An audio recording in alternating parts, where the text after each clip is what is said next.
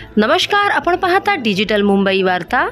तंबाखूयुक्त शालेय परिसर अभियानाअंतर्गत परिमंडळ 7 मुंबई यांच्या संकल्पनेतून 100 मीटरच्या आत असलेली तंबाखू मुक्त पानटपऱ्या दुकाने यांच्यावर करण्यात आलेली कारवाई, त्याचा अहवाल सांगता समारंभाच्या निमित्ताने दिनांक 27 मार्च 2025 रोजी कालिदास नाट्यगृहात सादर करण्यात आला। त्यावेळेस सिनेकलाकार श्री पुष्कर श्रोत्री आणि महाराष्ट्र हास्य जत्रा फेम श्री गौरव मोरे यांनी पत्रकारांशी संवाद साधताना आपले मनोगत व्यक्त केले। मला असं प्रामाणिकपणे वाटतं की आपल्या आजूबाजूचा परिसर तंबाखू विरहित करणं याहीपेक्षा आपलं मन आता तंबाखू विरहित करणं गरजेचं आहे। कारण नुसतं तंबाखू नाही तर जसं डॉक्टर महेश पाटील यांनी आज सांगितलं त्याप्रमाणे तंबाखूपासून सुरुवात होते आणि आपल्या देशाला सध्या विळखा पडलेला आहे तो ड्रग्सचा आणि ड्रग्स माफियांचा। तर या तरुण पिढीला मला तेच आवाहन करायचं आहे की ही नशा करून काही होत नाही, काही आनंद मिळत नाही, काही समाधान मिळत नाही, पैसा खर्च होतो आणि शरीराची फक्त हानी होत असते। हे शास्त्रीय दृष्ट्या सुद्धा सिद्ध झालेलं आहे।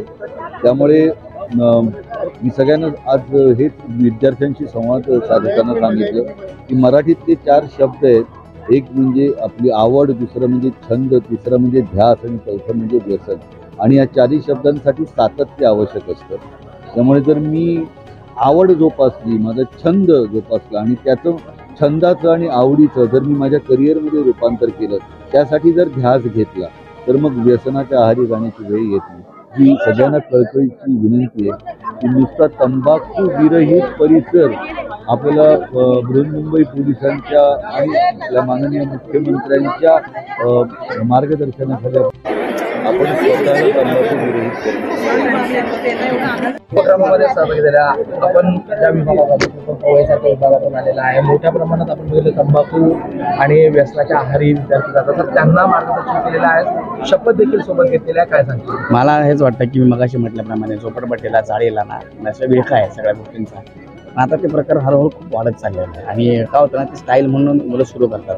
ज्यात फेजमधनं मी पण गेलेलो आहे लहानपणापासून। स्टाईल असते ती, पण ती स्टाईल काळांतराने तुमच्या शरीरावर किती घातक होते, तुमच्या भविष्यावर घाला घालते आणि त्याने काय होतं, एक घरामधलं वातावरण बिघडतं, क्लेश होतो, तुमचं घर राहत नाही, एकमेकांमध्ये आपला दुरावा निर्माण होतो आणि या सगळ्या गोष्टी मी खूप जवळून बघितलेल्या आहेत। त्यामुळे मला माहिती आहे त्याचा फायदा कोणालाच होत नाही, ना घरच्यांना होतो, ना समाजाला होतो, ना कोणाला होतो। नुकसान आपलंच आहे, आपलं भविष्य डिस्ट्रॉय होतं आणि काळांतराने आपल्यासोबतची मुलं आहेत जे काहीच करत नाही, ज्यांना आपण चिडवत असतो अरे हे काहीच करत नाही, हे साधेच पोर आहेत, ते भविष्यात पुढे निघून जातात आणि मग त्याचं जे रिग्रेट होतं ना आयुष्यभर मी काहीच नाही केलं, त्याचं फ्रस्ट्रेशन वेगळं आहे, त्याचा राग वेगळा आणि तो राग मग कुठल्या ना कुठल्या पद्धतीने मग कसा करायचा।